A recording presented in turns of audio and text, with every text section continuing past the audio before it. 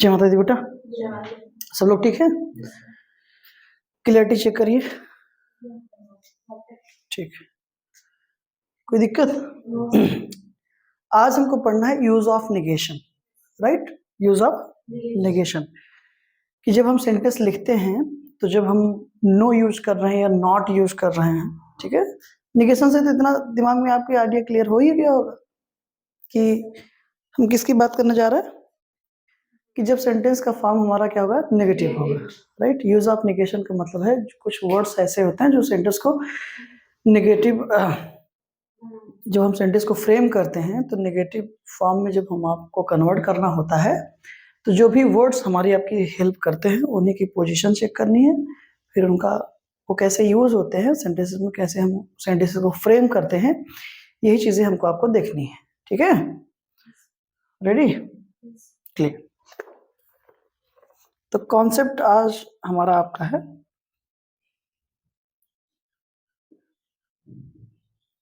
Use of negation. ठीक है, एक सेंटेंस हमने लिखा, दे हैवंट, हैव नॉट का कंट्रैक्शन, हाँ, दे हैवंट एनी इंफॉर्मेशन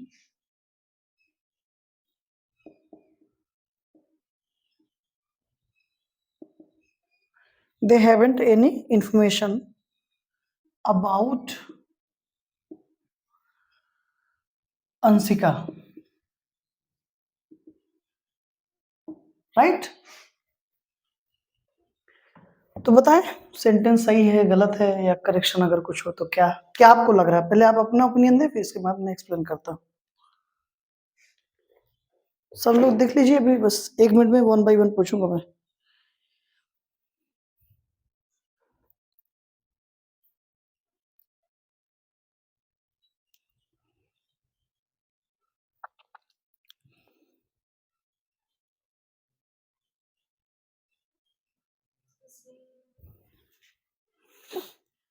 ना सही है, क्या बात है बेटा, लल्लू कभी थोड़ी है मेरे पास।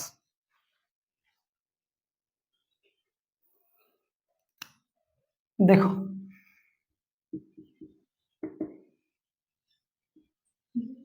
This sentence is incorrect lacking of, कोई ध्यान ही नहीं दे रहा। देखिए, हैव नॉट आई है, कहाँ है? तो नहीं है महिमा जी, तो सेंटेंस गलत होना चाहिए। अभी सबका दिमाग काम कर रहा है ना? कहाँ है महिमा? नहीं है, तो ये सेंटेंस क्या हो गया हमारा? इनकरेक्ट हो गया। ठीक है, अब देखिए सेंटेंस सही क्या होगा। अगर हम इसको इसी की भाषा में लिखें तो दे हैवेंट हैड, ना भाई? कहना तो हम यही चाहते हैं ना कि उसके पास कोई, सॉरी, अंशिका के बारे में उनके पास कोई भी इंफॉर्मेशन नहीं है, यही कहना चाहते हैं ना? एक तो तरीका ये हो सकता है, have as a main verb भी यूज होती है सेंटेंस में, जिसका मतलब होता है पास होना या रखना, ऐसा कुछ सेंस आता है, right? They haven't had any information about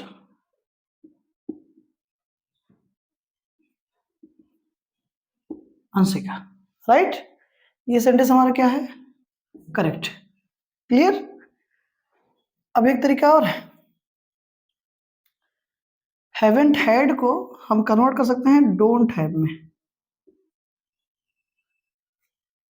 नहीं हो सकता भाई? अगर हम ये कहना चाहते हैं कि उनके पास अंशिका के बारे में कोई भी इंफॉर्मेशन नहीं है, राइट?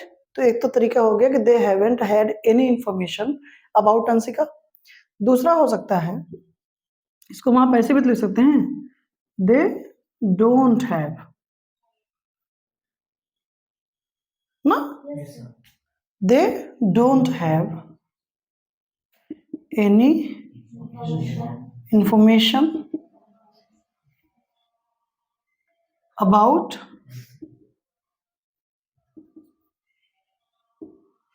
अंशिका, और ये भी सेंटेंस हमारा क्या है, करेक्ट है। आई बात समझ में? तो हैवेंट क्या है, हेल्पिंग वर्ब है, हैड यहां पर क्या है, मेन वर्ब है, हेल्पिंग वर्ब और मेन वर्ब। सेंटेंस हमारा क्या है, सही है। अगर हेल्पिंग वर्ब आएगी तो हेल्पिंग वर्ब किसकी मदद करती है, helping verbs help main verb to identify the tense. सीधी सी बात है ना, कि हेल्पिंग वर्ब मेन वर्ब की मदद करती हैं, हेल्प करती हैं, क्या करने के लिए हेल्प करते हैं, टेंस को आइडेंटिफाई करने के लिए। देखिए ध्यान से, पहले सेंटेंस में हेल्पिंग वर्ब थी but lacking of main verb नहीं था सेंटेंस में। ठीक, तो बेवकूफों की तरह क्लास में ना बैठे।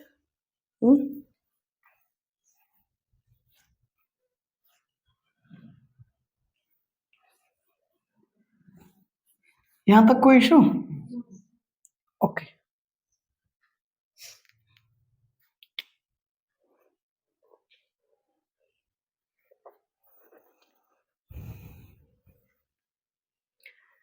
ये जो नॉट है ना, ये क्या होता है, एडवर्ब होता है। क्या होता है, नॉट एडवर्ब होता है। और एडवर्ब होगा तो वर्ब के रिस्पेक्ट में आएगा, वो उसको हेल्पिंग वर्ब से लेना देना नहीं है। आई बात समझ में ना मेरी बात को? अगर नॉट एडवर्ब है तो वो किसके रिस्पेक्ट में यूज होता है, वर्ब के, यानी कि मेन वर्ब के रिस्पेक्ट में, ना कि हेल्पिंग वर्ब के लिए। आई बात समझ में? क्योंकि मेन वर्ब भी एक्शन होता है, उसी को मॉडिफाई करेगा वो, राइट? तो नॉट एडवर्ब ऑफ नेगेशन है, या पार्ट सब्जेक्ट क्या हुई इसकी, एडवर्ब हो गई। मॉडिफाई किसको करेगा, वर्ब किसको करता है, एडवर्ब किसको करता है, वर्ब को करेगा, एडजेक्टिव करेगा, दूसरे एडवर्ब्स को करता है। तो नॉट जो है वो मेन वर्ब के रेस्पेक्ट में सेंटेंस में आता है, हेल्पिंग वर्ब के लिए नहीं आता। ये हमेशा याद रखिएगा। कंफर्म? एक हमने सेंटेंस लिखा, we are not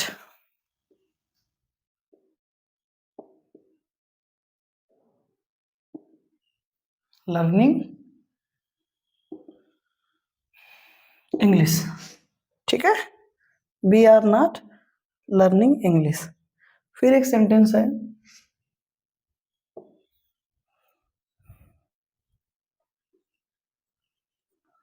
why are not we learning क्या बेटा, English, right?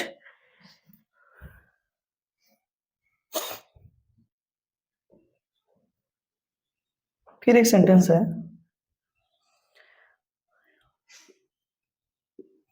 why are we not learning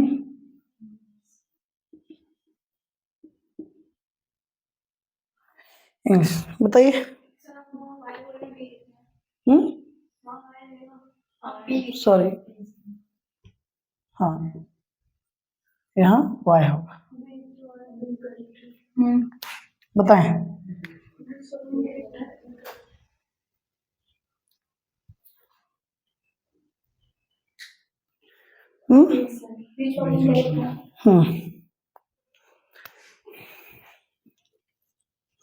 ये वाला ना क्या है, इंक्रीडिएंट, और ये दोनों सही है ना। अब समझिएगा, नॉट क्या है, एडवर्ब है, तो इसकी पोजीशन क्या होगी, पोजीशन क्या होगी,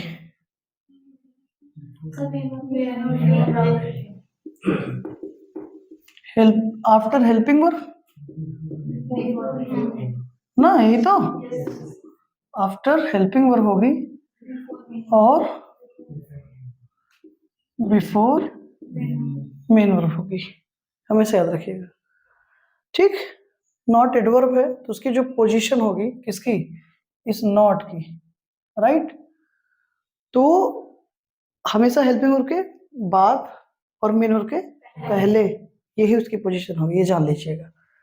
अब इस सेंटेंस में देखो, इस सेंटेंस में वाई आर, ये क्या है, हेल्पिंग वर्ब, नॉट यहाँ आया हमारा, और ये क्या है, मेन वर्ब। देखिए चेक करिए जरा, हेल्पिंग वर्ब के बाद और मेन वर्ब के पहले, तो सेंटेंस सही है। यहाँ देखें आप, हेल्पिंग वर्ब नॉट आ गया, अभी क्या आ गया, सब्जेक्ट।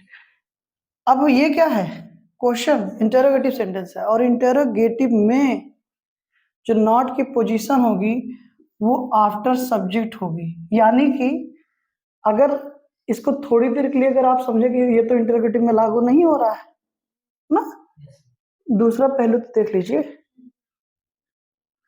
अभी भी नॉट की पोजीशन क्या है, मेन वर्ब से पहले है, ठीक है। तो अगर सेंटेंस हमारा असर्टिव है और फॉर्म क्या है, नेगेटिव, तो उसकी पोजीशन क्या हो जाएगी, हेल्पिंग वर्ब के बाद और मेन वर्ब से पहले। लेकिन अगर सेंटेंस हमारा इंटेरोगेटिव है तो नॉट की पोजीशन सब्जेक्ट के बाद होगी और मेन वर्ब के पहले होगी। यानी कि ये वाला तरीका आपको हर जगह मिल ही जाएगा, मेन वर्ब से पहले, क्योंकि उसी को मॉडिफाई करेगा एडवर्ब, है ना। यहां तो ऐसा था नहीं बेटा, इसलिए सेंटेंस हमारा क्या हो गया, इनकरेक्ट। हेल्पिंग वर्ब, अब उस नाते अगर आप देखोगे तो बात वही हो रही है, अरे भाई आर हेल्पिंग वर्ब यहाँ है ना, नॉट यहाँ जा रहा है, हेल्पिंग वर्ब के बाद ही तो है वो। अब मेरी बात समझ गए ना, तो चाहे असर्टिव हो सेंटेंस चाहे इंटरोगेटिव हो, ये दोनों फाइनल है एकदम। आप चेक कर लो ना, हेल्पिंग वर्ब यहाँ है, नॉट यहाँ है, तो ये हेल्पिंग वर्ब के बाद ही तो हुआ, बताइएगा। और ये हमारी क्या है, मेन वर्ब है। तो हमको बहुत 10 चीजें दिमाग में रखने की आवश्यकता नहीं है। नॉट की पोजीशन चूंकि वो एडवर्ब है तो हमेशा याद रखिएगा, ये तो वो हेल्पिंग वर्ब से उसकी पोजीशन हेल्प, ये तो वाली बात ही नहीं है, पोजीशन उसकी हेल्पिंग वर्ब से पहले, सॉरी हेल्पिंग वर्ब के बाद और मेन वर्ब के पहले ही होगी, ठीक है ना। हेल्पिंग वर्ब रही आपकी, ये main verb, not helping verb के बाद आया है, सेंटेंस इंटेरोगेटिव है, तब भी आप देख रहे हो ना, ठीक है। हाँ, ये जान लीजिएगा। अभी हम आप जो ये बात कर रहे थे वहां हमने एक चीज में ये मिस करी कि अभी पोजीशन वही है, बीच में सब्जेक्ट आ गया तो क्या हुआ, बीच में सब, यहाँ तो ऐसी तो कोई बात है नहीं तुरंत आ जाए, बस बात इतनी सी हो रही है कि हेल्पिंग वर्ब के बाद आएगा। अब बाद के मतलब, अब जरूरी थोड़ी कि अगला स्टेशन ही हो, उसके बाद वाला स्टेशन, जैसे वो कि लम्हुआ के बाद सुल्तानपुर है, तो क्या लम्हुआ और सुल्तानपुर बीच में कुछ नहीं है, बहुत सारी चीजें हैं। लेकिन अब इसका मतलब ये नहीं है कि सुल्तानपुर की पोजीशन लम्हुआ पहले आ गई, बीच में कामतागंज आ गया तो चलो सुल्तानपुर पीछे चलो, ऐसा तो है नहीं, आप समझ रहे हो ना। तो पोजीशन नॉट की हमेशा बेटा हेल्पिंग वर्ब के बाद और मेन वर्ब के पहले ही होगी, ये एकदम दिमाग में एकदम बैठा लीजिए अच्छे से, क्लियर है। इसलिए हमारा ये सेंटेंस क्या था, सही था।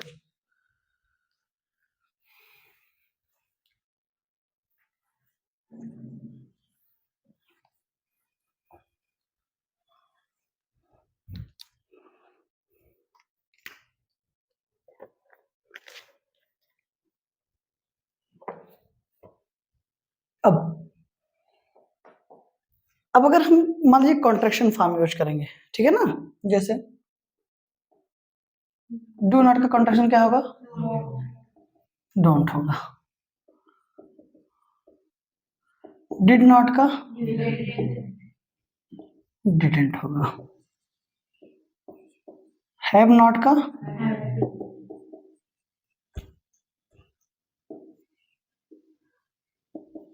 हैवेंट होगा। समझ में आई बात बेटा, गो नॉट का गोंट हो जाएगा ना बेटा, अरे हराम खोर,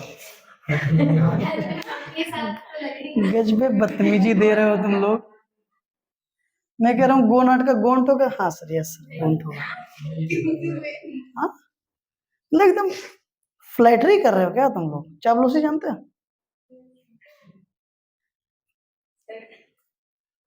एकदम लल्लू हो गए हो तुम लोग। गो नाट का गोंट। हाँ, हो तो वही रहा है तुम्हारे हिसाब से। हाँ, इजंट। नहीं नहीं, अभी नहीं, गोनाट का भी बना दो ना, गोंट बना दो। बेवकूफ।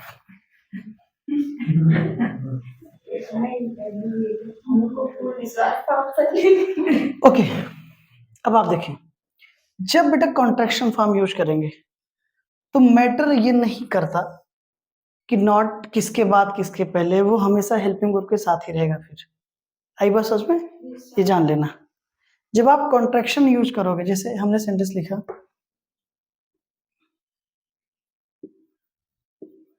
Why do you not go to market, ठीक है ना?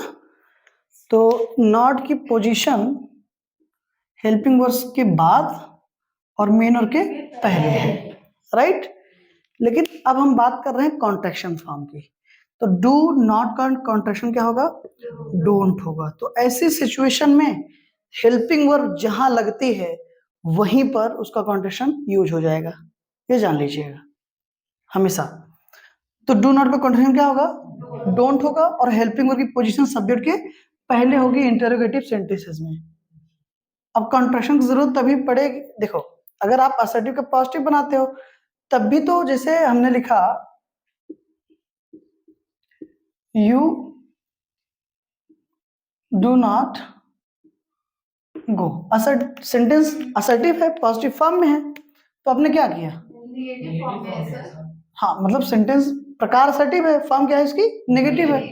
तो अब इसका आप कॉन्ट्रैक्शन यूज करोगे ना, तो क्या कर दोगे? You don't go. Helping verb अपनी जगह से क्या बदली प्लेस, उसका पोजीशन चेंज हुआ? नहीं। तो जब भी कॉन्ट्रैक्शन यूज करेंगे तो हेल्पिंग वर्ब का प्लेस कभी भी बदलता नहीं है, ये विशेष है। ये ऐसी चीजें बेटा, छोटी छोटी चीजें जो आपको एग्जाम में बहुत हेल्प करती हैं, ये दिमाग में रखेंगे तो कोई कंफ्यूजन नहीं आएगा। आई बात समझ में? ये विशेष ध्यान दीजिएगा। अब हेल्पिंग वर्ब हमारी कहाँ है? ये है डू, सब्जेक्ट के पहले इसकी पोजीशन है, इसका मतलब इसके कॉन्ट्रैक्शन की पोजीशन भी कहाँ होगी? सब्जेक्ट के पहले ही होगी। तो क्या हो जाएगा? व्हाई डोंट, ठीक है? यू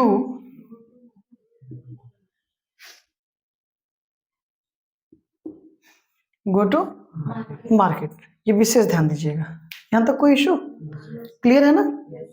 जब आप कॉन्ट्रैक्शन फॉर्म यूज करोगे तो ये जो कॉन्ट्रैक्शंस हैं ये आएंगे अपनी हेल्पिंग वर्ब के साथ ही, ये ध्यान दीजिएगा, ठीक? इनकी पोजीशन ये होगी, ठीक? जब कॉन्ट्रैक्शन फॉर्म यूज नहीं करेंगे तब पोजीशन क्या होगी? हेल्पिंग वर्ब के बाद मेन वर्ब के पहले। लेकिन कॉन्ट्रैक्शन यूज करेंगे तो उनकी पोजीशन वही होगी जो हेल्पिंग वर्ब की है। अब हेल्पिंग वर्ब चाहे जहां लगेगी वही उसका कॉन्ट्रैक्शन फॉर्म ही यूज होगा। आई बात समझ में? और जितने भी इंटरोगेटिव सेंटेंसेस हैं हेल्पिंग वर्ब की पोजीशन हमेशा उनसे पहले होती है, चाहे आप एसनो टाइप बनाओ चाहे आप डब्ल्यू एस टाइप बनाओ। देखे हो ना? हाँ, did you go, didn't you go, why did you, हाँ बोलो, कोई बात है क्या? Why did you not go, why didn't you go. आप मेरी बात समझ गए ना? तो जब कॉन्ट्रैक्शन फॉर्म यूज करते हैं तो कभी भी पोजीशन चेंज नहीं करेंगे।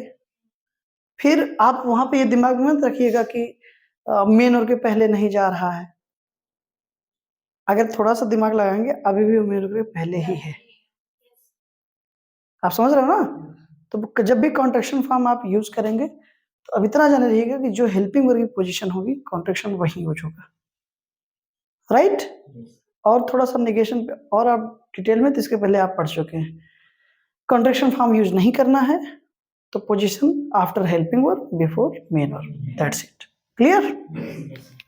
ठीक, यहां तक कोई issue?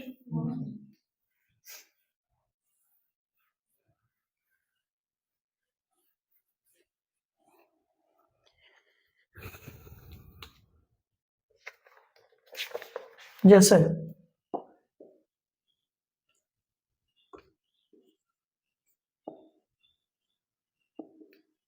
why aren't we learning English, हम अंग्रेजी क्यों नहीं सीख रहे हैं, राइट बेटा, ठीक है। अब एक सेंटेंस है कि जैसे देखिए आप, सेंटेंस है हमारा, he would have been arrested, right. अब यहां तो बेटा हेल्पिंग वर्ब 3 शब्द की आ गई ना, ये हमारी क्या है, हेल्पिंग मेन वर्ब है, और ये क्या है, हेल्पिंग वर्ब है। तो ऐसे सिचुएशन में हमेशा याद रखना, हेल्पिंग वर्ब चाहे 3 शब्द की हो, चाहे 300 शब्द की हो, चाहे 3 शब्द की हो, चाहे 300 शब्द की हो, हमारे लिए हमारी हेल्पिंग वर्ब पहला शब्द, बाकी सब मेन वर्ब के पार्ट होते हैं। आई बात समझ में, बाकी सब क्या होते हैं, मेन वर्ब के पार्ट ही होते हैं बेटा, वो मेन वर्ब ही होते हैं। समझाता हूँ वो। अब कहेंगे सर ये क्या बात हो रही है, तो थोड़ा सा देख लो ना, देखो मूर्खों की तरह पढ़ोगे तो पूरी हेल्पिंग वर्ब आपको दिखेगी, ठीक है ना। जब एक्चुअल आप इसेंस समझेंगे किसका, इंग्लिश का, तब आपको फिर समझ में आएगा कि यार हेल्पिंग वर्ब तो एक ही शब्द की होती है। आई बात समझ में, 3 शब्द लिखे गए हैं ना, मैं आपको दिखाता हूँ एक्चुअली मैटर है क्या इनके साथ।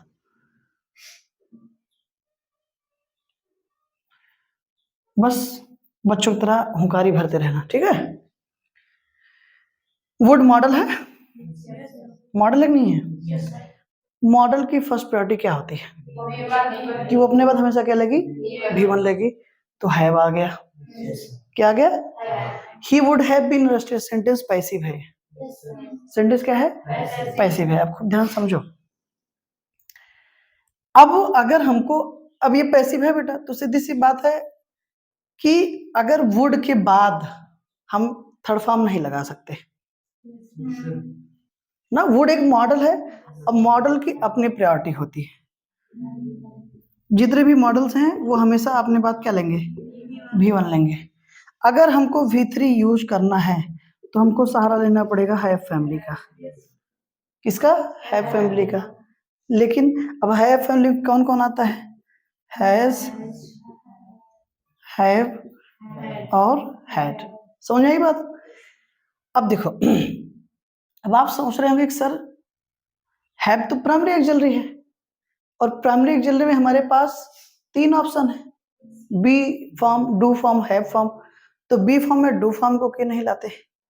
मसला ये है, ये जो आपकी हैव है ये एक ऐसी वर्ब है जो अपने बाद V3 ले सकती है, और ये मेन वर्ब की फर्स्ट फॉर्म भी होती है, और ये खूबी और किसी के पास नहीं है। आप मेरी बात समझ रहे हो ना, ये खूबी और किसी के पास नहीं है, दैट इज वाई कि हम हैव का ही मदद लेंगे, ठीक। तो ये मॉडल है, वुड क्या है, मॉडल है, मॉडल ने क्या ले लिया, V1 ले लिया, एकदम सही है। अब हमको V3 लगाना है, ये रही V3, समझ गए ना। अब वो भी जो मेन वर्ब आई है वो भी किस में है, V3 में है। अब आप कहेंगे ये क्या चल रहा है, V3 चल रहा है, महाराज सेंटेंस पैसिव है, सेंटेंस क्या है, पैसिव है। पैसिव का फॉर्मेशन क्या होता है जरा वो भी देख लीजिए,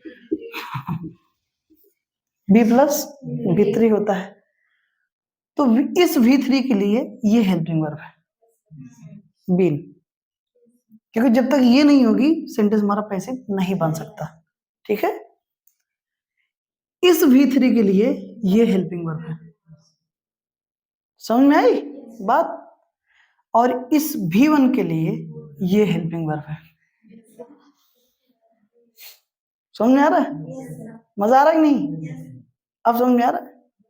तो अभी भी मैंने क्या कहा था, अभी मैंने यही कहा ना कि हेल्पिंग वर्ब चाहे 1 शब्द की हो, चाहे 1000 शब्द की हो, 10 शब्द की हो, 10,000 शब्द की हो, हेल्पिंग वर्ब हमारे लिए पहला शब्द वही होता है, बाकी सब मेन वर्ब के पार्ट होते हैं, उनकी कहानी उसी के साथ कुछ ना कुछ होती है। तो जब इसका हम आप नेगेटिव बनाएंगे तो क्या बनाएंगे, ही वुड नॉट, पहला शब्द वुड ही है ना, तो इसी के बाद ही नॉट लगेगा। He would not have been, क्या बेटा, अरेस्टेड। आई बात समझ में, he would not have been arrested. Clear है ना ये। अब जब सेंटेंस हमारा क्या बन जाएगा, इज नो टाइप बनाओगे, ये वुड कहाँ आ जाएगा, यहाँ आ जाएगा पहले, और सब्जेक्ट के बाद क्या लग जाएगा, नॉट। लेकिन फिर वही चीज, अभी भी नॉट कहाँ लग रहा है, हेल्पिंग वर्ब के बाद ही लग रहा है, और मेन वर्ब के पहले लग रहा है। आई बात समझ में, देख रहे हो नहीं। आप जब कॉन्ट्रैक्शन फॉर्म यूज करोगे तब क्या होगा, हाँ ठीक है ना, he wouldn't have been arrested. तो कॉन्ट्रैक्शन फॉर्म जब यूज करोगे तब हमेशा वो हेल्पिंग वर्ब के साथ ही लगेगा, जो हेल्पिंग वर्ब की पोजीशन होगी वहीं पर उसका कॉन्ट्रैक्शन यूज होगा, राइट। तो अगर हम आप बात ये करेंगे, आफ्टर ऑल हमने आज देखा क्या, यूज ऑफ नेगेशन में नॉट का पोजीशन, चूंकि वो एडवर्ब है तो क्या सीखा, तो बस एक चीज दिमाग में रखिए, बस यही ना, आफ्टर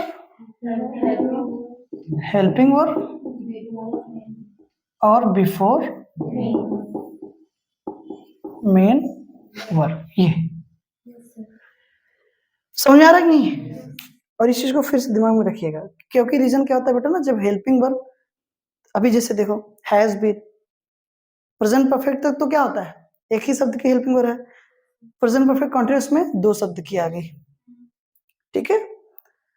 अब आप फ्यूचर परफेक्ट कॉन्टिन्यूअस चलो, will have been, shall have been, तीन शब्द की मिल गई, समझिएगा। अब बच्चे कभी कभी अजीब गरीब सवाल करते हैं, सर ये नॉट कहाँ लगेगा, बीन के पहले लगाएं, बीन के बाद लगाएं, सर ये लगाएं वो लगाएं, और कुछ लोग जहां मन करता है ठोक के बैठ जाते हैं कि सर तो बतौबे करेंगे। तो हमेशा याद रखें, परेशान होने की आवश्यकता नहीं है, हेल्पिंग वर्ब पहला ही शब्द, चाहे 3 शब्द नहीं 30 शब्द हो, हेल्पिंग वर्ब क्या है, पहला शब्द। और नॉट का संबंध किससे होता है, वो मेन वर्ब के रिस्पेक्ट में आता है, ना कि हेल्पिंग वर्ब के रिस्पेक्ट में, इसलिए उसकी पोजीशन हमेशा हेल्पिंग वर्ब के बाद होगी, मेन वर्ब के पहले होगी। आई बात सुनो, जब आप कॉन्ट्रैक्शन यूज कर रहे हो उसमें भी आप चेक करो नॉट की पोजीशन कहाँ है, हेल्पिंग वर्ब के बाद। बेशक आप मिला के मर्ज कर दे रहे हो ना, डू नॉट का डोंट लिख रहे हो ना, तो डोंट में डू पहले है, एंट बाद में है, जिसको नॉट को एंट कर दिए हो वो बाद में है। अब मेरी बात समझ पा रहे हो ना, तो आफ्टर ऑल यही होगा, after helping verb before main verb, that's it. और हेल्पिंग वर्ब पहला शब्द। कब कंफ्यूजन होती है आपको, जब हेल्पिंग वर्ब एक शब्द से ज्यादा शब्दों की हो जाए, तो परेशान नहीं होना है, पहला शब्द हेल्पिंग वर्ब है, उसी के बाद नॉट लगेगा, दैट्स इट। क्लियर है, यहाँ तक कोई इशू हो तो बताएं, एकदम कंफर्म है ना, ठीक है। तो आज की क्लास हमें यहीं पे ओवर होती है, क्लास इज ओवर नाउ। इसके आगे हम आप कल की क्लास में देखेंगे, ठीक है। अभी काफी चीजें हैं हमको यूज ऑफ नेगेशन में बात करनी है, ठीक है ना। तो पहली क्लास आज थी, इसी के आगे हम कल कंटिन्यू करते हैं, ठीक है। धन्यवाद।